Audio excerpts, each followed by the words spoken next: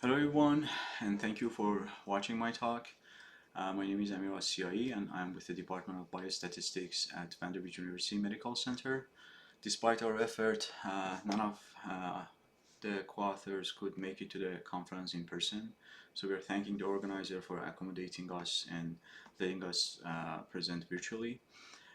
So this is the title of my talk, but to give you an intuitive sense of the problem and what we are trying to address is uh, good to start with a structural causal model. So imagine that we have a structural causal model, we do an intervention, and we go and look at the interventional distribution of all of the non-intervened random variables, and we look at how their mean is changing. So there are methods that try to predict that under unseen perturbation, what is going to be the mean of variables of your system, your structural causal model. So we try to provide uncertainty or in the conformal inference language prediction interval for those predicted values under intervention. So that is the whole talk and paper. So why this is important? Because we have these experiments in single cell biology when you perturb a gene and you measure the change of the whole transcriptome, which is all of the genes at single cell resolution. So we want to be able to say that, okay, so if you have a method that predict the expression of gene I under perturbation A star, I'm going to tell you that that prediction falls into this interval with 90% confidence. So that is the goal of the talk. And just to give you a background on conformal prediction in one slide, so in vanilla conformal prediction, you have exchangeable pairs of x and y's, and you form these scores which are absolute value of residuals. So you have some function that does the prediction and it's fixed. It takes in xj and predicts some sort of y hat, and you're fixing a miscoverage level, and that miscoverage level will tell you what quantile you pick. So basically, you sort the scores from the smallest to largest, and then you want to have 1 minus alpha coverage, and this is going to give you a quantile rank k. So this is going to tell you select the kth score. So if you need higher coverage, then you are going to select larger k, then you are going to go to the right side more, and that is going to increase your q hat. Why q hat is important? Because q hat is basically going to determine the prediction interval. So your predicted value f hat for a new given xn plus 1 and yn plus 1 pair is going to be f hat plus and minus q hat, right? And then you have this guarantee that with probability more than 1 minus alpha, your true outcome is going to lie inside this interval. So that is the whole story. So the essential part here is the exchangeability, which we're saying that it doesn't hold in perturbational scenario. So in perturbational scenario, the sequence is changing. So first of all, X in our scenario is the context and it's fixed, it's a cell type, for example.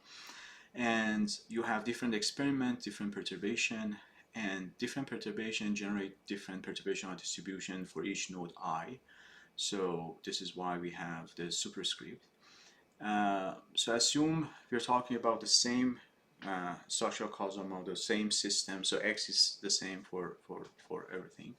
Now we lose the exchangeability because each perturbation is potentially going to generate a different distribution for yi.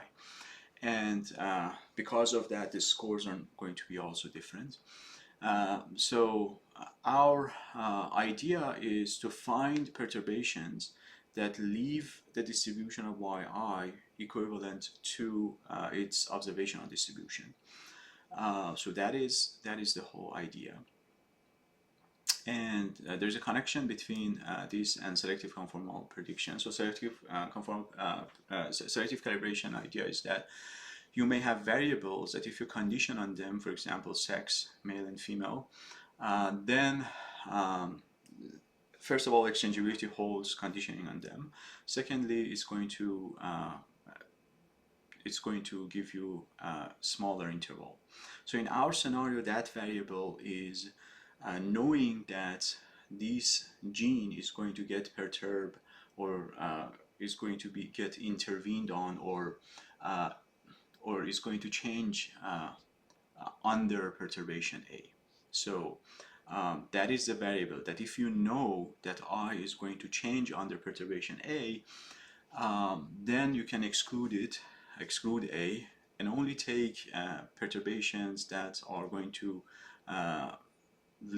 basically don't touch. They're not going to touch the gene I.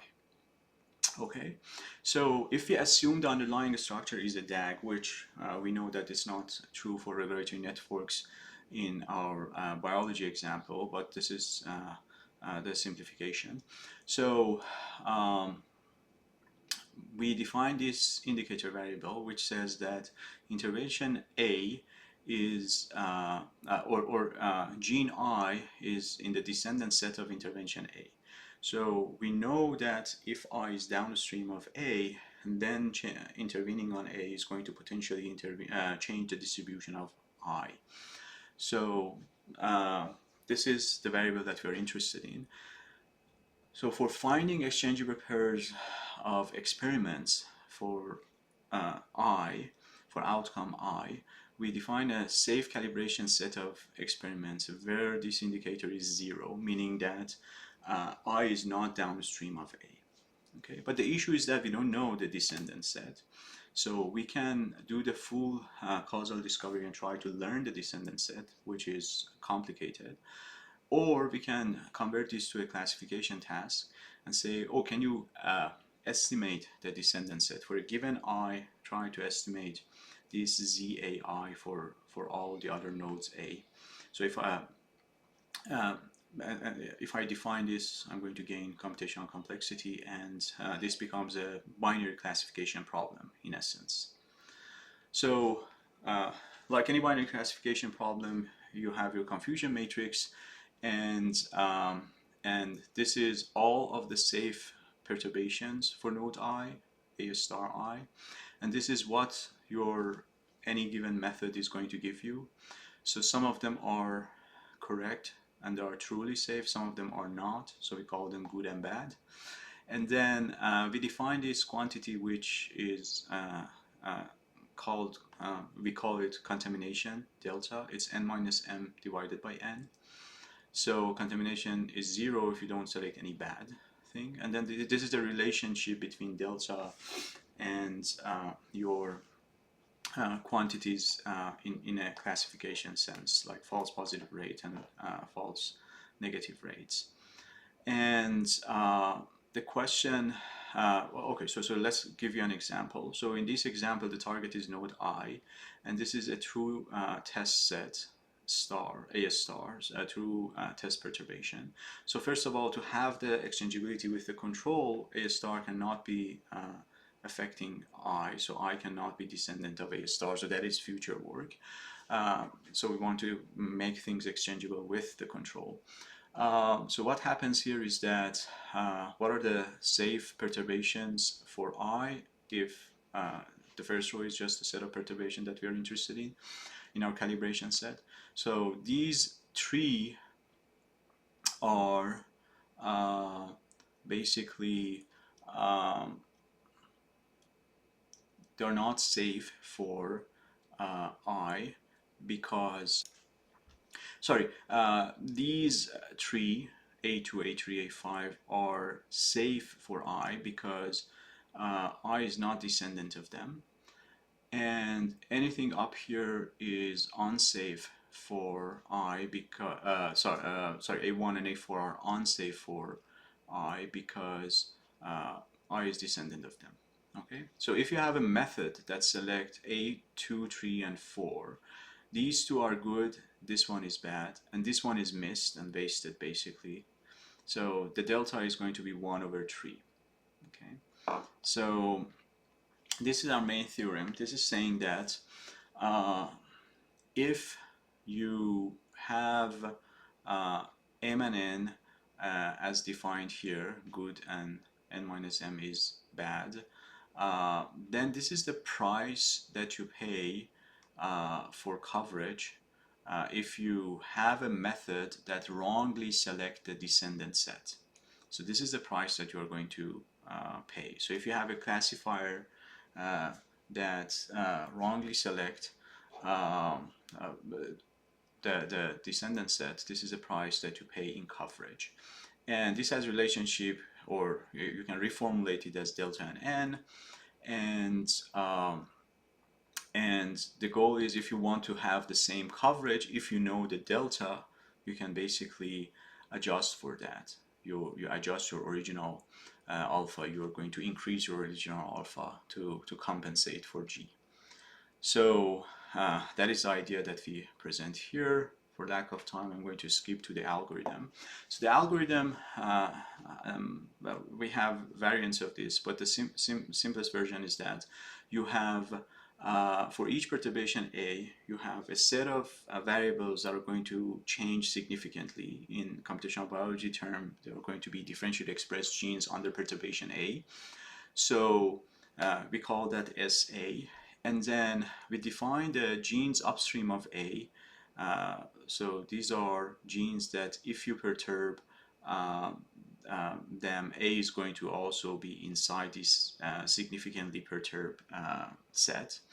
So upstream of A are a bunch of perturbations or genes.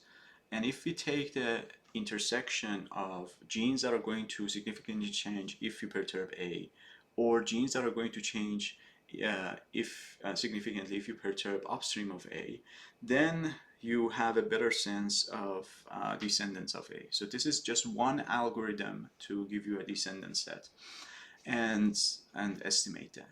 And then we have a contrived way of assigning scores. So we don't train any f hat. We just assume that if a perturbation is safe, the score is coming from this distribution. If it is unsafe, the score is going to be smaller, and this is going to shrink the prediction interval, and this is going to cause miscoverage basically. So what happens is that the algorithm is really good in this example, so that the realized delta is very small. So because of that,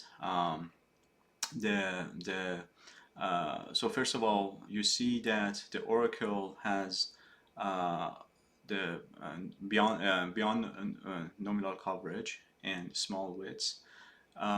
For estimated, basically through that algorithm for the estimated descendant set, we have this coverage which is less than nominal coverage, and the width is smaller. So there's a seesaw going on here for sure. When we correct using the known delta, remember that we need to be able to compute delta. This is a population quantity of your classifier. You need to know the correct labels. If you correct for that, then you get the coverage which is above nominal, but the width is larger. And pool assumes that everything is exchangeable. All the experiments are exchangeable. So to show how basically the algorithm behaves better, we're going to inject, even though we had that methods of classification of descendant, non-descendant, we're going to set that aside, and we're going to inject basically wrong answers to the descendant question. So we're going to inject delta wrong answer proportion, delta proportion of wrong answer, and see what happens. So what happens is that here now we see the correction work. So as you inject more contamination, the uncorrected version falls even below, more below the nominal coverage, and corrected one improves. Of course, the price that you pay is the wider prediction interval. So there are many open problems that are not going to go over, but you can find them here. We're open to discuss them. I think that this is a very interesting problem, and I believe that there are many follow-up work that we can do on it. We just formulate it and we try to solve the easiest version of it. Thank you, and this was a joint work with my collaborators, Causal, who is a postdoc at King's College, and James, who is an associate professor at the MD Anderson Cancer Center. Thank you, everyone. Happy to discuss it more over the virtual poster session.